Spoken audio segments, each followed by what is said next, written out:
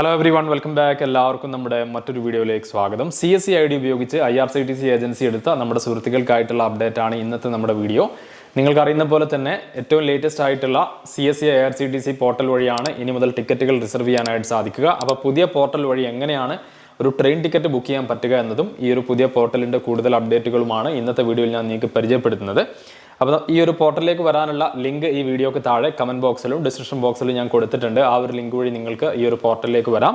അപ്പോൾ നമുക്ക് സമയം കളയാതെ ഈ ഒരു പുതിയ പോർട്ടലിൽ നിന്ന് പരിചയപ്പെടാം. ഇതാണ് ഫസ്റ്റ് ഇന്റർഫേസ്. ഇവിടെ നിങ്ങൾക്ക് കാണാൻ പറ്റും ഹോം ബട്ടൺ ഉണ്ട്, പിന്നെ ടിക്കറ്റ് ബുക്കിംഗ് ഹിസ്റ്ററിയുടെ ഓപ്ഷൻ ഉണ്ട്, പിന്നെ FAQ ഉണ്ട്, പിന്നെ സപ്പോർട്ട്, പിന്നെ നമ്മുടെ ID ഒക്കെ കാണാം.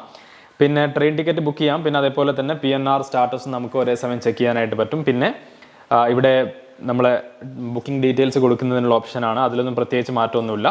പിന്നെ ഇവിടെ വന്നു കഴിഞ്ഞാൽ ക്യാൻസൽ ടിക്കറ്റിന്റെ ഓപ്ഷൻ ഉണ്ട്, അതുപോലെ തന്നെ ബുക്ക്ഡ് ഹിസ്റ്ററി കാണാം, പിന്നെ TDR ഫയൽ ചെയ്യാം, പിന്നെ ടിക്കറ്റ് പ്രിന്റ് ചെയ്യാനുള്ള ഓപ്ഷൻസ് ഉണ്ട്. ഇതാണ് ഈ ഒരു ഫസ്റ്റ് വിൻഡോയിൽ കാണുന്നത്. ഇവിടെ ലാസ്റ്റ് ട്രാൻസാക്ഷൻ എന്ന് പറഞ്ഞിട്ടൊരു വിൻഡോ ഉണ്ട്. അതിൽ ഞാനിപ്പോൾ ഇടപാടൊന്നും ചെയ്യാത്തത് കൊണ്ട് അവിടെ ഒന്നും വന്നിട്ടില്ല. അപ്പോൾ നമുക്ക് സമയം കളയാതെ പുതിയ ഈ ഒരു പോർട്ടൽ വഴി ഒരു ടിക്കറ്റ് ഒന്ന് റിസർവ് ചെയ്യാം. ഫ്രം എന്നുള്ളിടത്ത് ഞാൻ എൻ്റർ ചെയ്യുകയാണ്. അപ്പോൾ വളരെ സിമ്പിൾ ആയിട്ടുള്ള ഒരു ഇൻ്റർഫേസ് ആണിത്. കോംപ്ലിക്കേഷൻസോ അല്ലെങ്കിൽ അഡ്വർടൈസ്മെൻറ്റോ അതൊന്നുമില്ല. അപ്പോൾ ഞാനിവിടെ from and to station select ചെയ്തു. അതിനുശേഷം നമുക്കിവിടെ ഡേറ്റ് സെലക്ട് ചെയ്യേണ്ടതായിട്ടുണ്ട്. ഞാനിപ്പോൾ ഡേറ്റ് സെലക്ട് ചെയ്തു. അതിനുശേഷം ക്ലാസ് വേണമെങ്കിൽ നമുക്ക് ഇവിടെ തന്നെ പിന്നെ ഓപ്ഷൻ കൊടുക്കാനുള്ളതുണ്ട്. പിന്നെ കോട്ട നമുക്കിതിൽ ലേഡീസ്, ജനറലി, തത്കാലി, ഈ 3 ഓപ്ഷൻസ് ആണ് ഇപ്പോൾ നിലവിലുള്ളത്. പിന്നെ സെർച്ച് ട്രെയിൻ എന്നുള്ള ഓപ്ഷൻ കൊടുത്തു. ഇതോടുകൂടി ട്രെയിൻസിൻ്റെ ലിസ്റ്റ് വന്നിട്ടുണ്ട്. പിന്നെ ഇവിടെ ഫിൽറ്റർ ചെയ്യാനുള്ള ഓപ്ഷൻസ് ലെഫ്റ്റിൽ നിങ്ങൾക്ക് കാണാം. ഇപ്പോൾ അവൈലബിൾ ആയിട്ടുള്ള എല്ലാ ട്രെയിനിൻ്റെയും പേരും ബാക്കി ഡീറ്റെയിൽസ് ഒക്കെ ഉണ്ട്. വളരെ സിമ്പിൾ ആൻഡ് സ്മൂത്ത് ആയിട്ടുള്ള ഒരു ഇൻ്റർഫേസ് ആണിത്. അപ്പോൾ നിങ്ങൾക്ക് ഇവിടെ കാണാൻ പറ്റും അവൈലബിൾ ആയിട്ടുള്ള ട്രെയിൻ കൊടുത്തിട്ടുണ്ട്, ട്രെയിനിൻ്റെ പേരുണ്ട്, അതുപോലെ ഏതൊക്കെ ദിവസമാണ് റൺ ചെയ്യുന്നത് കൊടുത്തിട്ടുണ്ട്. പിന്നെ സ്റ്റാർട്ടിംഗ് ടൈം, അതുപോലെ തന്നെ അറൈവൽ ടൈമൊക്കെ കൊടുത്തിട്ടുണ്ട്. പിന്നെ ഇവിടെ നമുക്ക് സീറ്റ് അവൈലബിലിറ്റി ഓരോന്നിലും ഇപ്പോൾ ഫസ്റ്റ് ക്ലാസ് ഉണ്ട്, അതുപോലെ സെക്കൻഡ് AC ഉണ്ട്, പിന്നെ തേർഡ് AC ഉണ്ട്, പിന്നെ തേർഡ് ACയുടെ തന്നെ എക്കണോമി കാറ്റഗറി ആയിട്ടുള്ള തേർഡ് AC എക്കണോമി ഉണ്ട്, പിന്നെ സ്ലീപ്പർ ഉണ്ട്, പിന്നെ സെക്കൻഡ് ക്ലാസ് ഉണ്ട്. അപ്പോൾ ഇതൊക്കെയാണ് ഇൻ്റർഫേസിൽ കൊടുത്തിട്ടുള്ളത്. അപ്പോൾ നമുക്കൊരു ടിക്കറ്റ് ഇതിൽ റിസർവ് ചെയ്യാം. അതിനായിട്ട് ഞാനിപ്പോൾ ഇവിടെ സെലക്ട് ചെയ്തു. അത് സെലക്ട് ചെയ്തോടുകൂടി ആ ഒരു അവൈലബിലിറ്റി ഇവിടെ കാണിച്ചിട്ടുണ്ട്. ഡേറ്റ് വൈസ് ആയിട്ടുള്ള അവൈലബിലിറ്റി ആണ്.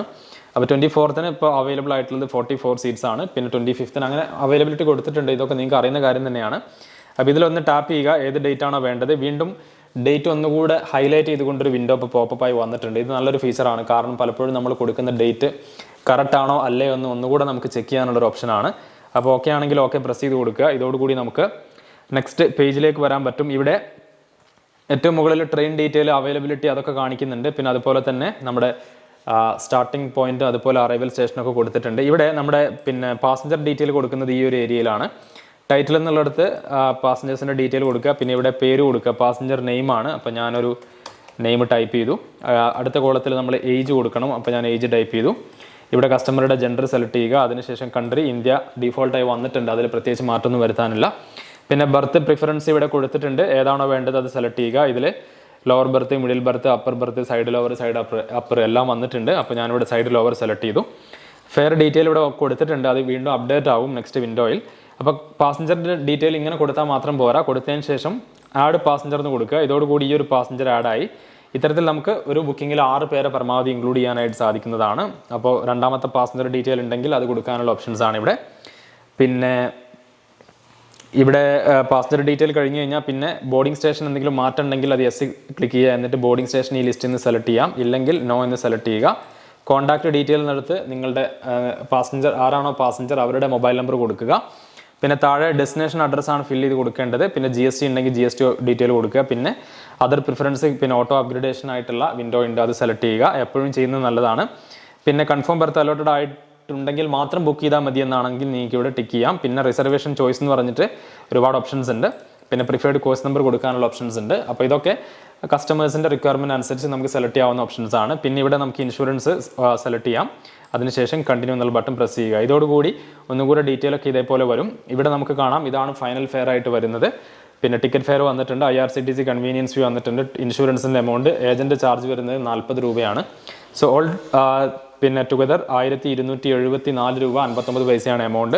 അപ്പോൾ നമ്മളങ്ങനെ വാലറ്റിലേക്ക് ഫണ്ട് ആഡ് ചെയ്തിട്ടുണ്ട്. അതിനുശേഷം ഇങ്ങനെ ഒരു വിൻഡോ വരും. ഇതിൽ നമ്മുടെ CSC ID എല്ലാം ഓൾറെഡി ഇങ്ങനെ ഫെച്ച് ആയിട്ട് വന്നിട്ടുണ്ട്. അതേപോലെ താഴെ നമ്മുടെ പാസ്വേഡ് കൊടുക്കാനുള്ള ഓപ്ഷനാണ്. അപ്പോൾ നിങ്ങളുടെ CSC IDയുടെ പാസ്വേഡ് ഇവിടെ എൻ്റർ ചെയ്ത് കൊടുക്കുക.